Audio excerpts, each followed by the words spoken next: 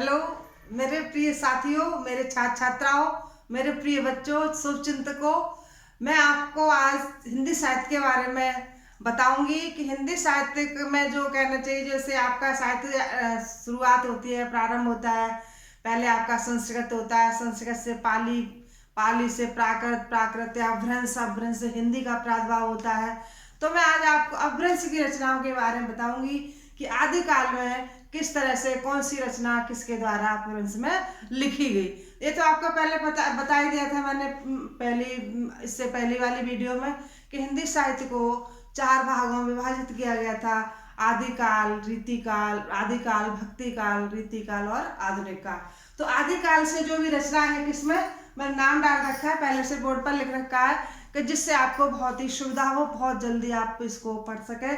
ज़्यादा आपका जो समय, अभी परीक्षा बहुत ही आपका अमूल्य है, समय पर की बर्बादी न हो, बचत हो, इसलिए मैंने पहले से ही लिख रखा है। तो जैसे आपका था आदिकाल, आदिकालीन अपभ्रंश साहित्य। आदिकालीन में जो अपभ्रंश साहित्य है, अब देखिए जो अपभ्रंश किससे मैंने बताया, आपका पहले आपका संस्कृत, संस्कृत में आपका जैसे वैदिक संस्कृत और लौकिक संस्कृत। वैदिक संस्कृत में आपकी जो रचनाएं, संस्कृत में जैसे रामायण इत्यादि जो लिखी गई थी पहले, वो वैदिक संस्कृत में आपकी ऋचाएं हैं, उपनिषद है, पुराण है, आपके वेद हैं, वो लिखे गए। और लौकिक संस्कृत में आपका रामायण है इत्यादि, महाभारत इत्यादि, वो आपका लौकिक संस्कृत में लिखा गया। तो संस्कृत के बाद आपका पाली आता है। पाली में जो आपका जैन साहित्य, बौद्ध साहित्य जो लिखे गए थे वो थे।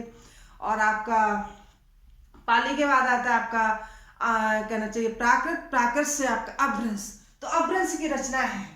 तो देखिए इसमें रचना का नाम कि कौन सी रचना, और रचयिता का नाम, कौन से रचयिता, किस रचयिता ने कौन सी रचना लिखी, और समय भी दिया गया है कि 10वीं शताब्दी का है, 10वीं सदी का है, कि 11वीं का है, कि 5वीं सदी का। इस तरह से मैंने आपकी रचनाओं को यहाँ पर लिख रखा है। तो ये संदेश राशक, संदेश राशक किसके द्वारा लिखा गया है, आपका अब्दुल रहमान। अब्दुल रहमान एक मुसलमान कवि। प्रश्न भी आता है कि मुसलमान कवि की सबसे पहली रचना का नाम बताइए, या मुसलमान के प्रथम कवि कौन थे। तो आपके कौन है, संदेश राशक। संदेश राशक आपका अब्दुल रहमान।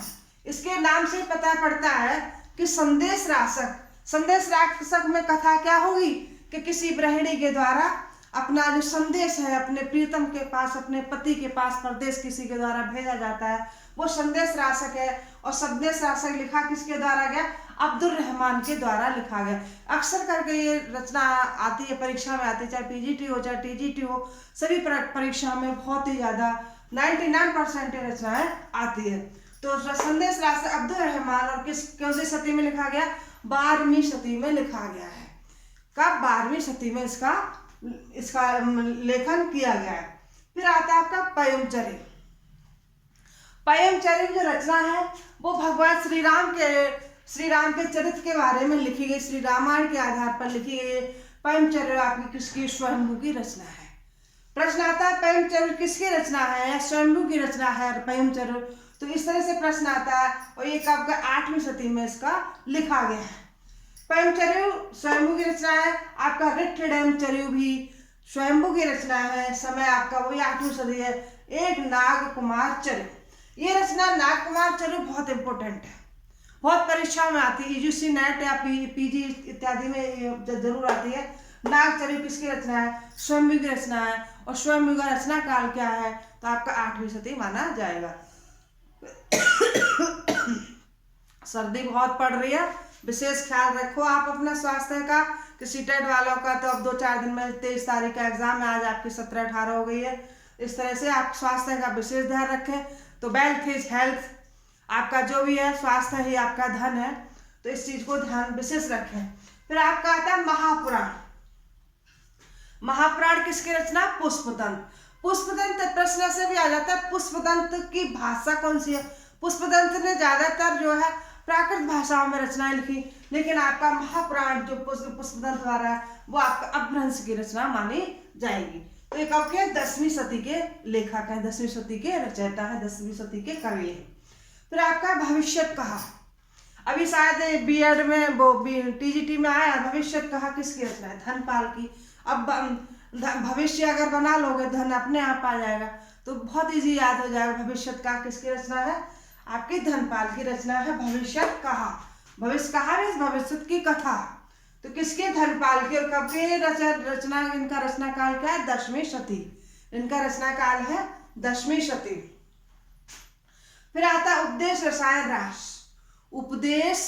उपदेश रसायन रास किसकी है? जिनदत्त सूर्य की। प्रश्न आता है उपदेश रसायन रास किसकी रचना है? तो आपका जिनदत्त सूर्य की रचना मानी जाएगी। और इनका समय भी कितना है? 12वीं शती माना जाएगा। फिर आता है परमात्म प्रकाश। परमात्म प्रकाश के रचयिता है जोइंद का समय क्या है? 6वीं सदी। फिर आपका आता है पाहुड़ा दोहा। ये भी पाहुड़ा दोहा भी बहुत परीक्षा में आई है रचना। पाहुड़ा दोहा आपकी राम सिंह की, और इनका समय आपका 11वीं शती। ढोला मारूरा दोहा, ये जो मैंने ये रचनाएं लिखाई है, आपको जो रचनाएं इस बोर्ड पर जो दिखाई दे रही है, ये रचनाएं आपकी हर एक परीक्षा में आती है और 100% आती है। एक भी ऐसी एक रचना नहीं है जो आपकी परीक्षा में ना आई हो, चाहे हाई स्कूल हो, इंटर हो, कोई भी हो, BA MA PG TGT next जो भी है। तो ढोला मारूरा किसकी रचना है? कुशल लाभ की। और कुशल लाभ कब की रचना? कुशल लाभ का रचना काल क्या है? आपका है 11वीं शती। तो ये तो मैंने आज आपको अपभ्रंश की आदिकालीन की रचनाओं के बारे में बताया। मैं उसके बाद आपको जो हिंदी की जो डिंगल पिंगल की भाषा है उनके बारे में भी आपको रचनाएं बताऊंगी, चाहे वो आपका पृथ्वी रास हो, दलपत रास, विजयपाल रास हो, हमीर रास हो, खुमार रास हो, जो भी हो, वो सभी की सभी रचनाओं के बारे में नेक्स्ट वीडियो में बताऊंगी।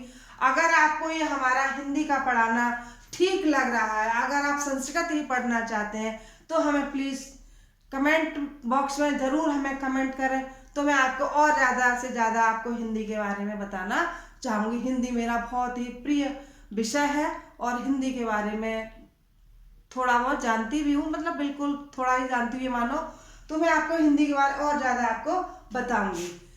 तो आज के लिए इतना ही, बस थोड़ा सा बताया जरूर है, लेकिन आपकी प्रत्येक रचना आपकी परीक्षा में बहुत ही उपयोगी। मैं फिर यही कहूँगी और फिर बाद में आपको फिर यही कहूँगी कि आप हमारी वीडियो सब्सक्राइब और लाइक अवश्य करें, औरों को भी शेयर करें।